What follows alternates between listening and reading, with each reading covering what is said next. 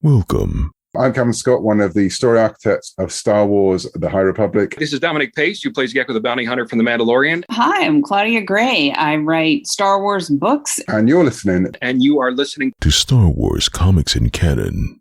The Force is strong with this one.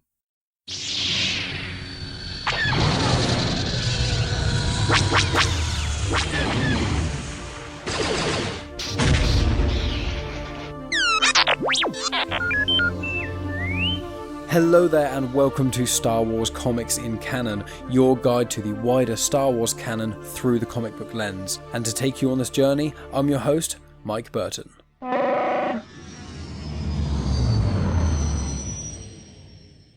And so brings episode 115.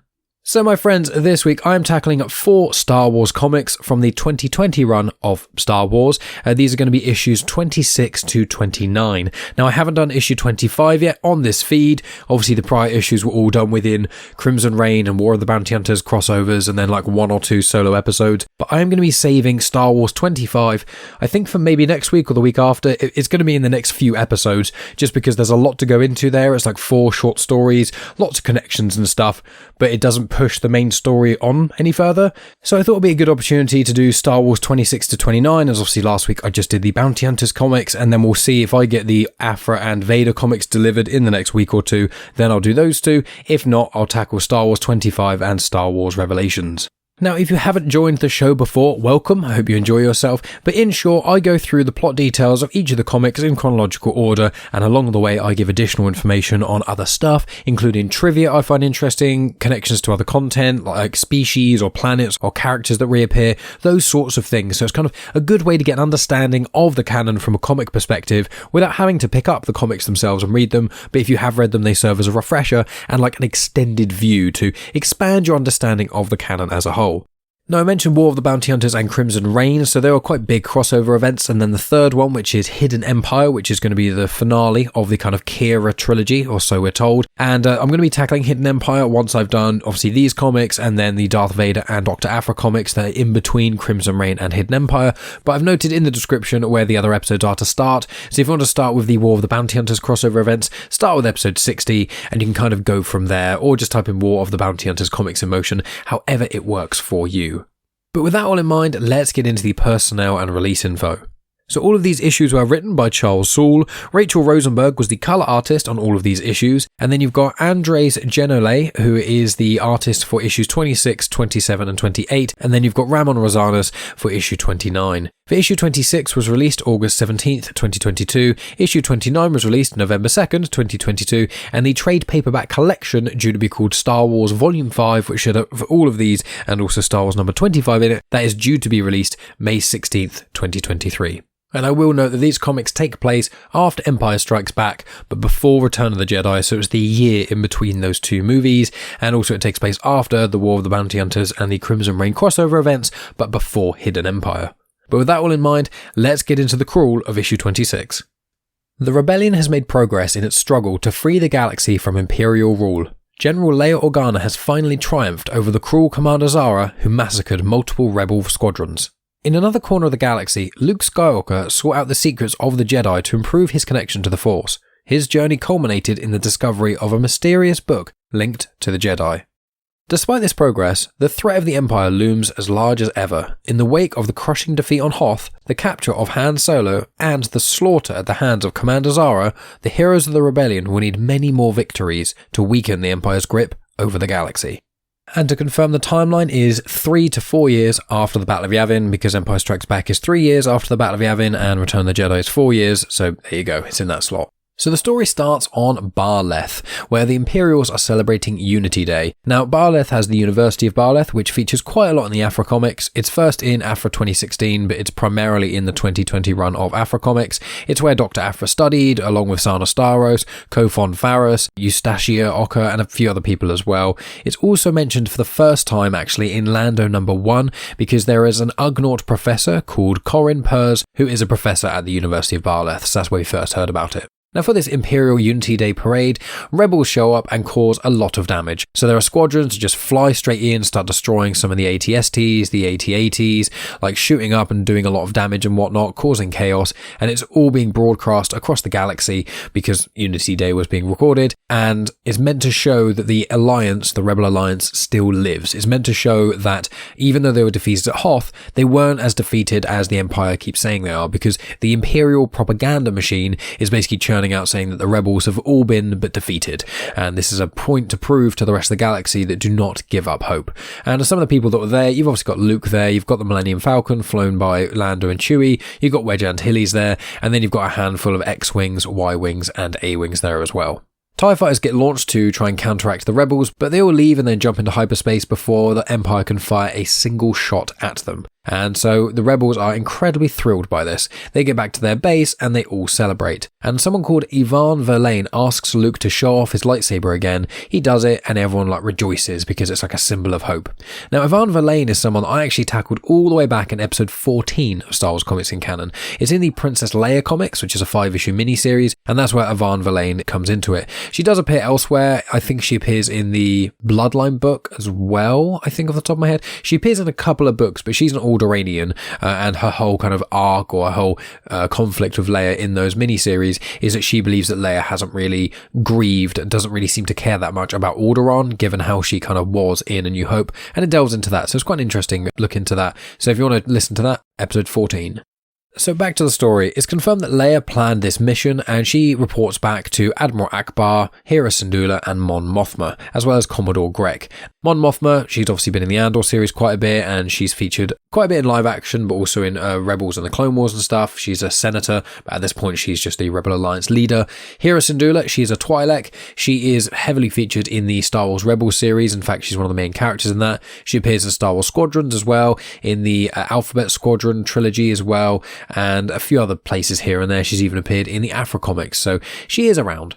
And then obviously Admiral Akbar, he's the Mon Calamari who says it's a trap, famously in Return of the Jedi. But all of those, along with Leia, sort of discuss the next steps. The Rebellion wants to do similar missions, which is lots of small victories, showing the galaxy how vulnerable the Empire truly are. And Leia then talks about supplies, because Holdo is dealing with Kira for supplies. Holdo is Amelin Holdo. She's played by Laura Dern in The Last Jedi. She's the one who performs the famous Holdo maneuver, where she travels at light speed in a Mon Calamari cruiser at the First Order ships and then destroys it, and has some of the coolest cinematography in any Star Wars film that exists is in that scene. It is absolutely phenomenal. And she's a really cool character as well. You get a lot more information about her in the Leia Princess of Alderaan book by Claudia Gray. I really recommend that book. Young Holdo is a little bit like Luna Lovegood. It's brilliant. And then Mon Mothma kind of finishes off the meeting by saying, yeah, it's going to be a long, slow road to be able to beat the Empire, to get them to loosen their grip on the galaxy and get more systems to rally behind us, but we have time.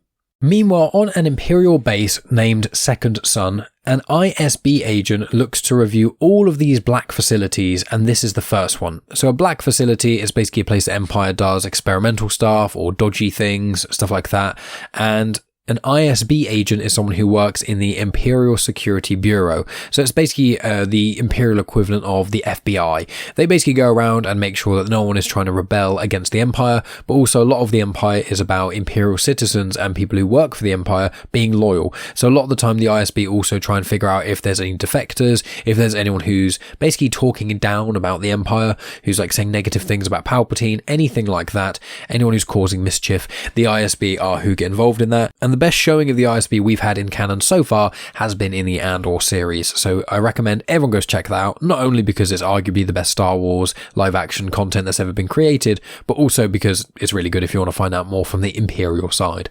So on this base, the Moff welcomes this ISB agent and then walks her around and talks about security. They mention that there are dead drops when it comes to supplies. No one is allowed to leave the base until the project is completely finished. That means a lot of the Imperial officers and engineers and things have brought their entire families there. All communications are tracked. There's scrambling codes that get changed twice a day. There's all kinds of things. The ISB agent isn't overly impressed by any of this and says, well, I need to go and check them all out right now just to make sure. One of the officers also notes that there are bounties offered to report transgressions. So if you see your colleague or co-worker doing something they shouldn't, you can report it to the Empire and then they'll get reprimanded and you'll get some sort of reward. So the ISB agent continues to look around and they are guided by Lieutenant Melton. Lieutenant Melton then sees or hears something, it's not clear what, and then it shows what his partner is doing. So his partner is someone called Bev, her full name is Bevelyn, and she is working as like an engineer of some sort or like in the warehouse, and she's shown to be really nice. She lets her co-workers, who are like her subordinates, off slightly early so they can go get a drink just by a couple minutes and says, look, if anyone raises any problems or any questions, come to me, I'll sort them out. So she's shown to be a good person. She then goes back to her room and then you see that Melton is there waiting for her. It's confirmed that Melton got a comm from Kira to activate, so it shows that they are both Crimson Dawn agents, and they've been told by Kira to cause as much chaos for the Empire as possible. So Bev has a think and says maybe we need to tell the rebels about this, and then Melton says yeah, but if that had to happen then we'd need to leave. And then I just want to read a small amount of an exchange between Bev and Melton, so here it is, and it starts with Melton. I already think I've got away. It's not about could we, it's about should we do it, knowing the risks. And Bev says, we started working with Kira because we didn't like where the Empire was headed. Everything Palpatine's done in the past few years has proven that to be the right call. This place more than anything. But still, we'd be risking everything. And now this is the quote from Melton that I think is really good. I think, once in a while, life gives you a moment to test your notions about who you think you actually are. Not just the things you tell others or yourself, but a chance to part everything else away and lay yourself bare, look yourself right in the eye. I think this is one of those. So Bevelyn, my life and love and heart, are we part of the Empire, this machine of death and despair and fear that it's become? And then she finishes his sentence by saying, or are we something else? And then it cuts to the ISB agent on that base who passes the facility upon inspection. She says they've just been doing basically a great job and now is going off to another place to inspect some stuff. So the agent gets aboard her shuttle, which is a Lambda class shuttle, the standard sort of Imperial ones that you see quite a lot. I describe it as the box with 3 fins on it, one at the top, 2 in the bottom corners. And as this agent gets aboard, she's like, wait a minute, you're not my pilot. And then someone sneaks behind her and snaps her neck. And it turns out that was Bevelyn. So Bevelyn kills this person, and Melton was the person in the pilot chair. So this woman is dead, and they then start the engines on the ship and start to fly away, and they just check on their 2 young kids because both Melton and Bevelyn are parents. So they check their kids, who seem to be a little bit shaken up but hiding under a blanket and are fairly okay, and then the ship flies away and you get to see where it is they're working, and that is the Death Star 2. So my friends, that's the end of comic 26, so let's move on to the next issue, 27. So 27 starts with Melton and Bevelyn's ship being hailed by the Death Star 2, trying to speak with the now dead ISB agent. Bev answers and says that Sharon is doing a report to Coruscant, and then Melton notes that the Death Star 2 has incredible sensors for communication and knows exactly what's being sent and what's not. So now that you've just told them that she's doing a report sending to Coruscant and they detect that there is no data being transferred, they're going to be suspicious. And as he says that, it shows in the Death Star side that they are suspicious, so they scramble their TIE interceptors. Now, TIE interceptors, you'd have seen them in Return of the Jedi. They're basically a standard TIE model that has a wider field of vision. They are much faster and they have 4 laser cannons on each of the points of their wings, whereas like a standard TIE fighter has guns underneath the eyeball part. So obviously most TIEs, it's a circle with 2 like lines on either side, hence the bow tie nickname, even though TIE actually stands for Twin Ion Engine. But the TIE Interceptor, it's got like 4 points, it's a lot more sleek, and it's just a lot more of a dangerous vehicle, and it's just much more of a dangerous ship. So you would have seen them a lot, and as I said, they're in Return of the Jedi and quite a few other places as well. So Melton and Bev are then having issues, and they think that they're going to then comm to the rebels. So they try and comm, and they manage to speak to someone a little bit, and they ask to exchange information for the safety and their lives. They managed to talk to a couple of rebels on a base on Pastille. Now, Pastille is actually mentioned in the Clone Wars episode called Rookies, which is, I think, one of the best episodes from Season 1 of the Clone Wars. I believe it's Episode 5. It's also in one of the Clone Wars webcomics, which is Legends. You get Rex and Cody is there, and actually in the Clone Wars Rookies episode, it references that as well, which is quite interesting. But yeah, Pastille is a Clone Wars thing. So the rebels receive this comm from this Imperial ship, and it's saying that, you know, we've got information for you, just tell us where you are and we'll get it to you. They're a little bit unsure if they're Imperial spies or whatever, so they tell them to hold on. Melton and Bev's ship is still flying, but it is getting hit, and Melton says that he needs to prep just to go to a hyperspace jump. Let's just use the previous coordinates that are in here just to get away from here. Then back at the Rebels, it shows that some of the higher-ups kind of receive this message. Now, Lando believes that this message is fake. You've got Lobot who's plugged in nearby, and the operators decide to pass it up to Hera Syndulla to get some final checks on it.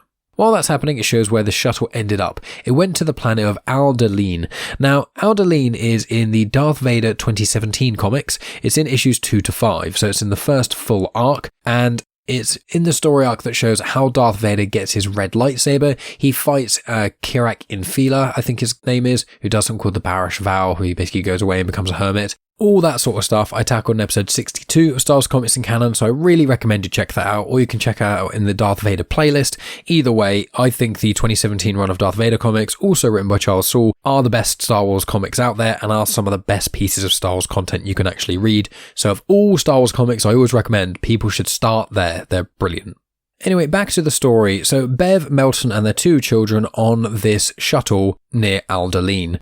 They fly towards Mount Pasval, and then TIE fighters come out and start to fire upon them, so the shuttle then tries to evade and then does manage to jump to hyperspace once again, and then comes out of hyperspace right near Coruscant. They figure that they must be being tracked, so they decide to eject the shuttle part of the ship, so it's like the front part, almost the nose, as a sort of escape pod.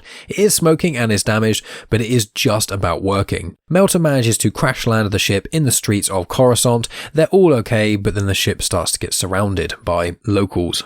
Melton says to Bev to not take the blaster out, so they go out there with their hands up, and he just asks the crowd, please help us. There are Imperial ships approaching and things, we just need the kindness of strangers, and all of the crowds see the TIE fighters coming in and all just disperse and run away.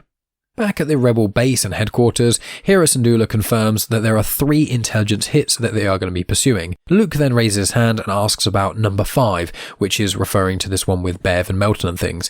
Hera gives a brief description about it, and then he just says he feels something about it. Something is a kind of a good feeling, so he thinks they should pursue it. And that is where issue number 27 ends. So we now delve into issue number 28, the penultimate issue of this batch, and I will say obviously the last issue I did kind of skip by quite a lot, but these 4 issues are quite dialogue heavy, and there's a lot of really, really good dialogue about the rebellion, about Imperial defectors, about Crimson Dawn's kind of involvement in all of this. Really, really good dialogue in these, but obviously I'm trying to give yourselves a good overview, so if you do pick up the comics, which I hugely recommend, I always tell people for every episode of the show, try and buy the comics if you can, or borrow them from a library, or use Marvel Unlimited and check them out. Just help support the creators in any way that you can, and obviously buying them is a really great way to do so, and the comic art looks absolutely incredible, so I always highly recommend those. But yes, let's delve into 28. So Luke is talking to Hera Syndulla and Commodore Grek, and he just continues to say that something seemed important about the shuttle. He feels like he wants to go and get it or see the people there or something. And the rebels note that the shuttle appeared in 2 locations, then appeared on Coruscant, obviously Alderaan and then Mount Pasval. Meanwhile on Coruscant, that crowd disperses that was around their ship, so Melton, Bev and the 2 kids are just kind of standing outside the ship, wondering where to go next. Melton tells Bev and the kids to go and hide somewhere. He'll catch up to them, but he needs to grab a couple things from the ship.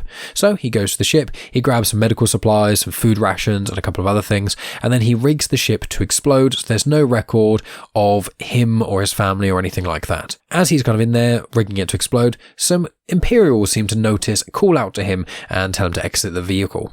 So they then try to chase him, he manages to run away, but the ship blows up really quickly, like just after that. It seems to have taken care of the Imperials that are pursuing them, and Melton is relatively unharmed. He got blown to the floor a bit and is a bit scuffed, but he's okay. So he's back there with his family, and they discuss that they need to disappear as soon as possible. Back on Rebel base, Luke manages to convince Commodore Grek and Hera to allow him to go to Coruscant. It is confirmed that Palpatine and Vader are both off doing something else elsewhere. That's, I think, noted in the Vader comics and stuff that I'll be tackling soon. And he's trying to convince them that he wants to go on this mission. They're saying to him, look, no, you can't. You're too valuable. You're like our only Jedi. You're incredible. There's no way we can fight Vader without you, all these sort of things. And Luke says, yes, but there's certain things that I can do that the Pathfinders, for example, can't do. There's one of me. I can do a really great job. I can be stealthy and I can do all these things. They're still a little bit unsure. And then Luke uses a little mind trick on Commodore Grek, and Commodore Grek repeats back what Luke just said, and Grek's like, wait, what? What just happened? No, wait, Luke, don't do that to me ever again. It's impressive that you did that, but do not do that again. So he seems to have convinced them. So he gets into uniform, and then he's with 2 escorts. I think they were just flying the ship and are kind of ready to pick him up when he's ready with this family. And one of the rebels says that he looks good in black. And he's like, oh, do I? Oh, okay, I'll think about that. Obviously, in Return of the Jedi, we get to see him in his all black garbs, which he looks very cool in. And then Luke gives his lightsaber to one of the rebel escorts with him, says to stay with the ship, and they're like, are you sure you're not going to need this? And he's like, nope, I have other ways I can convince the stormtroopers and things to give me what I want. So then it goes back to Melton, Bev, and their kids. The family are in these sewers, and they're running away from some Imperials that are pursuing them, and they come across a corridor ghoul. Now, Corridor Ghoul is not elsewhere in the canon, but they are in a handful of Legends books, first in the book Assault on Salonia. They're basically like a monster dog kind of thing. In Legends, they were blind. In this, they have eyes, and I don't know if they're blind or not. They don't look it, but they do look pretty horrendous. Like, the little kid mistakenly thinks it's a dog initially, and then sees it kind of growl at her, and is like, oh no, that is definitely not a dog. I don't know how I would describe it. Maybe almost like a hairless werewolf, kind of, but like a lot skinnier, like a malnourished, dehydrated, hairless werewolf thing. That's kind of what this thing looks like. Very great artwork, but very unpleasant to think about if you saw it in real life. So the ghoul then is in their way. It then barks or screams or whatever, does a horrible noise at the kid, and without hesitation, Bev just shoots it and kills it. They then start getting surrounded by more Imperials, and the family manage to find one other exit that the Imperials didn't seem to notice. They go through there and they see a shadowy figure emerging, and it's Luke calling out in an Imperial uniform. Bev immediately just starts shooting at him, obviously as one would in that situation, and he evades them all. He jumps and does this kind of flailing arm movement and manages to just about evade getting shot. He also pulls the blaster out of her hand with the Force, so it falls onto the floor, and then lands and is like, okay, I'm not here to kill you, you're the family, I'm with the rebellion and stuff, please don't shoot me again. And Bev is like, how on earth did you just do that? And he's like, I guess I got good reflexes. And then before saying anything else to Bev or to Melton, Luke then squats down and starts speaking to the children, and he asks if they're doing okay and if he can do anything to help them and things like that. And I'm specifically flagging that element because upon some of my research online, I found that Charles Soule specifically wrote that in there because of an interaction he had with Mark Hamill. He was basically, I think it was at a Comic-Con or something along those lines, and he met up with Mark Hamill, and a couple of kids were nearby. I don't know if it was Soule's kids or whatever, but there were kids generally with him, and Mark Hamill just first addressed the children. Before addressing the adults or anything like that, he crouched down, looked at the children, asked them if they're okay, and spoke to them before talking to the adults. And Soule said that he was just so touched by that, he just wanted to put it in writing. So I just thought that was another nod because, Mark Hamill is an incredible individual, and I just thought that was a nice little side note. But yeah, after Luke talks with them for a short period of time, then the Imperials start to show up and are behind them. And Luke says, look, I've got this sorted, you guys can all kind of leave. And the Imperial in charge asks Luke for his identification. He tries to kind of persuade them out of it, but can't. They raise their weapons. And so Luke notes, I can't mind trick them all. I can't really fight them all off safely. So he calls upon nature. And who emerges? Loads of corridor ghouls. They smash through the walls nearby and just attack the Imperials. So the family and Luke can all escape. The group of them then get back to the Rebel Alliance fleet. The family are debriefed and seen to make sure they're all okay and whatnot, but then Luke spoke to them on the way there, and he goes and talks to some of the high-ups at Rebel HQ, Mon Mothma and Hera and things like that, and he basically says that these 2 individuals are with Crimson Dawn. They are deep cover agents, and Kira activated them, but the reason they've got into contact with the Rebellion is because they were working on the second Death Star. And obviously all the rebel leaders are completely shocked by this, and they're all looking very concerned. But the final panel of this comic shows that Mon Mothma believes they can beat it, and she says, let's get to work. So that's where issue 28 ends, so we move on to the finale of this batch, issue 29. So this issue, although it does somewhat continue on, it's not about Melton and Bev or any of those people. This is kind of its own little story. As I said, these stories, they are fun, but they're kind of in-between stories between Crimson Reign and Hidden Empire. So that's why they're all kind of not necessarily meandering. I do like the Death Star plotline. I thought the Death Star 2 thing, how they found out, that was quite cool, and I did enjoy that. And this issue I'm about to delve into, I really, really like, but that's because of the High Republic connections that I will delve into shortly. But yeah, I just thought these are cool little stories, and I'm sure that as it gets into Hidden Empire, we're going to really ramp them up and stuff. I really want to see Luke build his lightsaber, but Soule said that he believes that the Return of the Jedi lightsaber scene is canon, the deleted scene in Return of the Jedi set just before Jabba's palace. Luke's fixing his lightsaber in a cave. I'd never seen that before until I heard Charles Soule in an interview a couple years back talking about it, because I'd never really watched all the deleted scenes for Star Wars, especially not the original trilogy. It's just not something I ever really thought about doing. And as because you can't do the thing that you can do with like Lord of the Rings or certain other movies where you can watch things with deleted scenes included. You have to watch them all separately, and it's a bit janky because you're like, hey, watch this entire film, and then here's 3 minutes of just sporadic random footage that doesn't really have context of whether or not it works in the scene. And it's like, why couldn't I just watch it with the deleted scenes on? So that did frustrate me. But that's a side note of me just whinging about stuff. But Soule said that he's probably not going to show Luke building his lightsaber, but I hope they're going to like at least get him to find out how to build a lightsaber properly, because obviously the one that he's using at the moment is the Jedi Temple Guard lightsaber he found, and then obviously the one before that was Anakin's, and obviously he lost that in his duel with Vader in Empire Strikes Back. So I really want to see that. I love lightsaber construction. I love anything to do with lightsabers in Star Wars. It's like one of my favourite elements, so I just want more of it. But enough tangents, enough ranting, Mike. Let's get to this final comic. So issue 29, it starts off with Amilyn Holdo with Leia. Obviously I already mentioned who Holdo was and things. So along with Leia, she's there with Luke, Lando, Chewie and Lobot. They're all relaxing by a swimming pool at one of Amilyn Holdo's friends' mansions. So Amilyn and Leia are drinking and talking a little bit. Luke is reading his Jedi book, and Lando seems to be beating Chewie at a game of sabacc. Chewie gets a little bit annoyed about Lando winning, and so he goes for him. You know, I don't know if it's meant to be playful or aggressive, but he goes for him. Lando ducks, and then in doing that, Chewie slipped on a bit of water next to the pool and falls in. A big splash of water is about to cover Luke and his book, and he just uses a little wave of his fist, and he just waves his hand a little bit, and the water sort of curves back and goes into the water, and then he has a little smirk on his face. It's a really cool little moment in this comic. It's one of my favourites. I really like that, just showing his confidence and attunement with the Force. I really like that part. But then back to Amilyn and Leia, they're sort of chatting and things about business in the rebellion, and Amilyn notes that the Crimson Dawn contacts given by Kira have just dried up, that just no one's responding to anything. But she does note that she heard that Crimson Dawn is going through some stuff, maybe going through some trouble at the moment, and so they're going to kind of keep an eye on things. And Leia kind of says, you know, why are we here in a sense? And Holdo says, look, you need to relax, okay? You need a break from being near death all the time. You need just to have a little bit of a relax before we delve full force back into the rebellion and whatnot. It's always good just to have a bit of a breather. So they then get all dressed up and things and go to an auction. So at this auction, one of the items on for sale is a Nihil strike ship, and is on sale for 25,000 credits.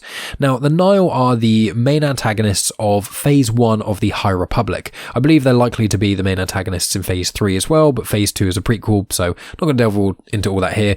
But basically, Nihil are the baddies in a sense. They're anarchists, space Vikings, they kill innocent people a lot. And one of the ways they travelled around was using a path engine. So a path engine basically allows the user to traverse hyperspace in a very specific and unique way. It's quite a bit complicated, but the way I would describe it, and I have done in my prior High Republic content, is basically a normal hyperspace lane is like you're walking in a forest and someone's put like paving down so you know exactly where to go. The path engines is going through the woods, so you can still go to where you need to be, but it's off the beaten path in a sense. Is that in really, really layman's terms? But obviously in space travel, when you're going faster than light speed, it's pretty dangerous, because if you're going that quickly and you've got an ever so slight miscalculation, then you may hit an asteroid or a planet or something and be completely decimated. But yeah, these path engines, very cool idea, and if you want more info about those, listen to some of my High Republic episodes. Just type in High Republic Comics in Motion into the podcast app, or go to youtube.com/genuine chit-chat and find the High Republic playlist.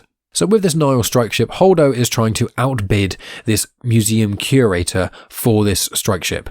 Now, this museum curator has actually appeared in this very comic run before. It was in episode 9, or issue 9 rather, of this comic run, and it's when Lando, Lobot and the Pathfinders stole the droid who speak the language of Trawak, or Trawak, and that's how the rebels been communicating, because the Empire kept decrypting all their communications and things, so they decided to use this old lost language. That was the story arc of, I believe, the second batch of Star Wars comics, I think from issue like 7 to 12, so if you want to hear about that, go back and listen to episode 78 of Star Wars Comics in Canon, or check out the Star Wars main run of comics playlist on my YouTube.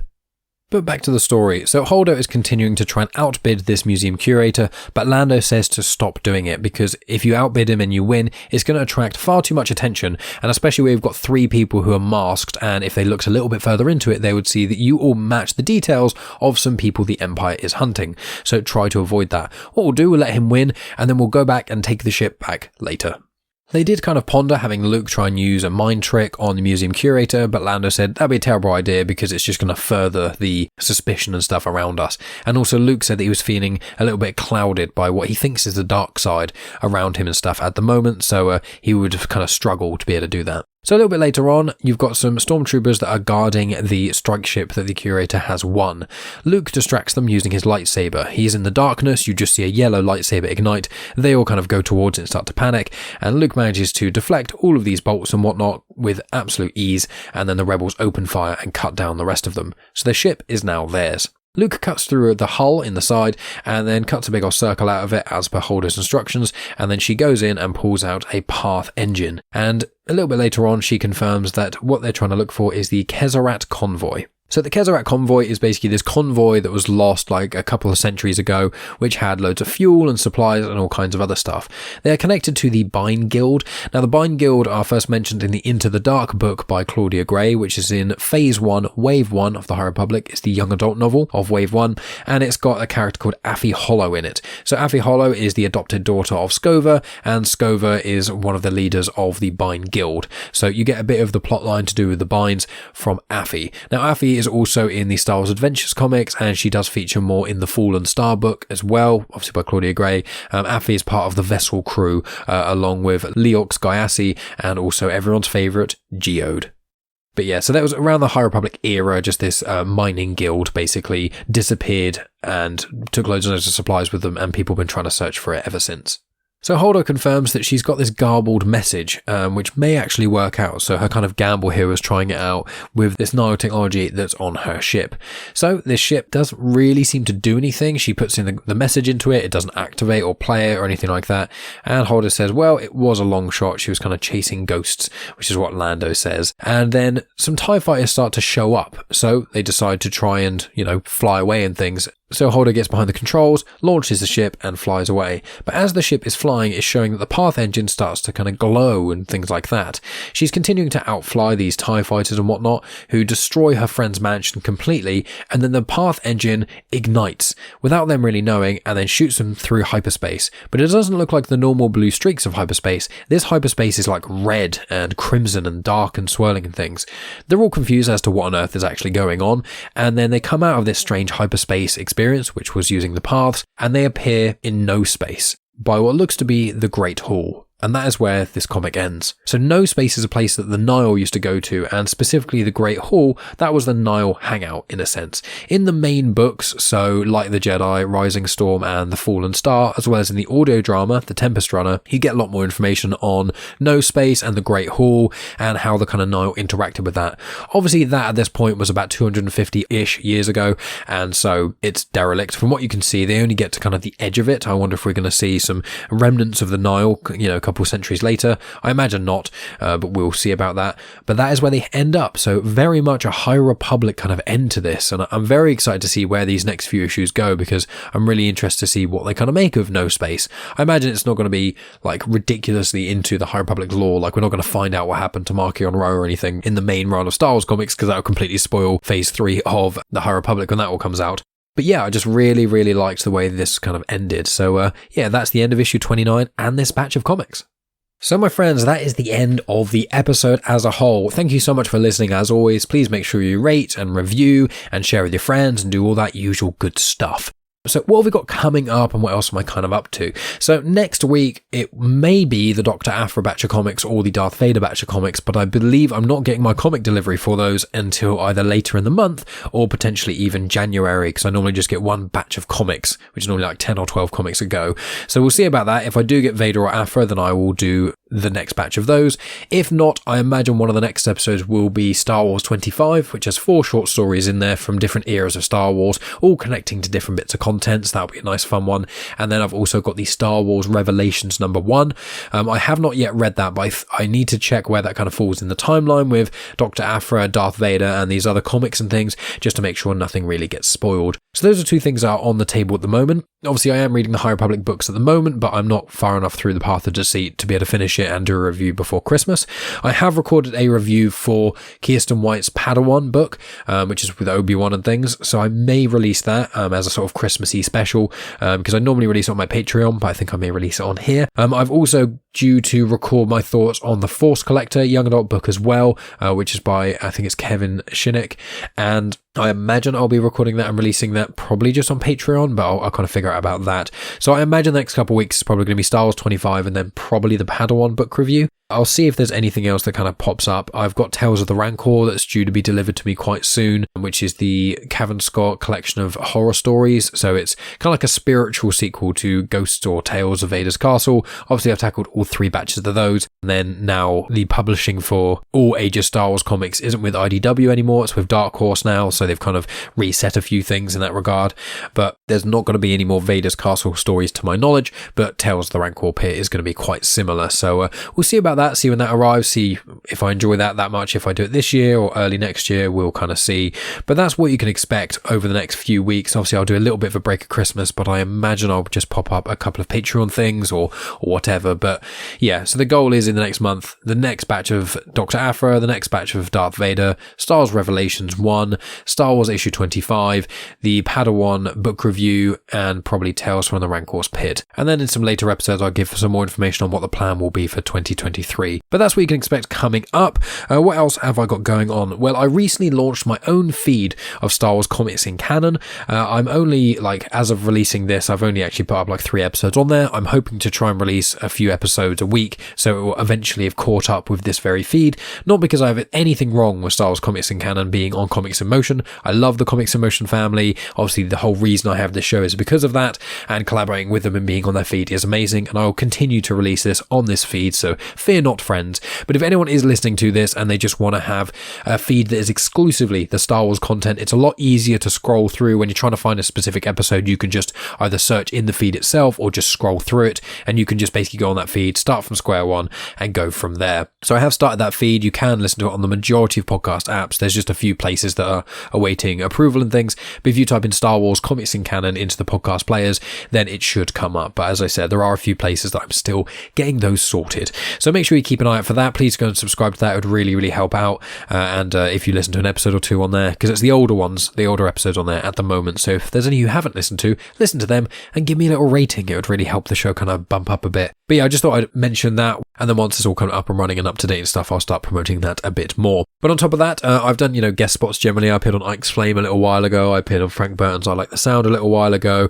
There's some other Comics in Motion stuff going on. Obviously there were the Andor discussion shows. So if you want to hear me or any of the variety of guests we've had on the Andor discussion show, their sort of thoughts on Andor, make sure you check those out. Obviously go over to my YouTube channel, youtube.com/genuine chit-chat. There are playlists of all my Genuine Chit-Chat interview conversations on there. There's all the times I've just spoken about Star Wars on there. There's all the times I've spoken about nothing to do with Star Wars, which is the vast majority of the time. There's all my Star Wars comics in canon episodes. A lot of them are in playlists as well, like the Darth Vader playlist I mentioned before. There's a place just for Dr. Aphra, just for the main run of Star Wars comics. Just ones which is just bio information. So if you just want a deep dive into certain characters in the canon, things like that. The YouTube channel is a really great place to kind of see everything I've kind of been doing and up to, as well as follow me on Instagram, Twitter, and Facebook at Genuine Chit-Chat. In addition to that, sharing and reviewing and telling your friends about it, all that sort of jazz. A way you can really help support the show is going to patreon.com/genuine chit-chat. For as little as £1 a month, you get access to loads and loads of additional content. So there's hours and hours and hours, 120 odd episodes of The Afterthought, which mainly myself and Megan do. On there, I've released Star Wars Legends book reviews, the Darth Bane books, Darth Plagueis, Shatterpoint. I've just listened to the first X-Wing book, so Rogue Squadron. That'll be on there soon. I'm going to listen to Darth Maul Shadowhunter. I'm going to continue with the Rogue Squadron books. I'm listening to Revan at the moment, so more Old Republic things. So I'm dotting all over the timeline in Star Wars Legends, so I only release Star Wars Legends stuff on my Patreon. In addition to that, there is a couple of exclusive canon book reviews on there, there's A New Dawn, which is the prequel to Star Wars Rebels, so that's on there. And obviously, as I already mentioned, I'm going to release Force Collector on there at some point too. So there's myself and Megan reviewing TV shows, reviewing movies, reviewing live performances we saw, of the Lion King musical and of Book of Mormon and Les Miserables, things like that. We go to the cinema and watch stuff. So if you would consider supporting the show, you not only help me out, which means the absolute world to me, but you will also get hours and hours of additional content. You get an RSS feed given to you that you can pop in the podcast player of your choice, and then you can just go through all of those Patreon episodes. So link to that is in the description as well. But that's enough from me, my friends. Thank you so much for listening, as always. I appreciate each and every one of you listening all the way up to this rambly end. I hope you're having a fun holiday season and a Merry Christmas so far. Please make sure you subscribe to the feed of Comics in Motion, subscribe to my YouTube channel, and then go check out Star Wars Comics in Canon on its own lovely little feed as well. That would really help me out. But thank you so much, my friends. I will talk to you next week with either Aphra, Vader, or Star Wars 25, I imagine. And then we'll see where we go from there. But thank you so much. I'll speak to you next week. And as always, May the Force be with you.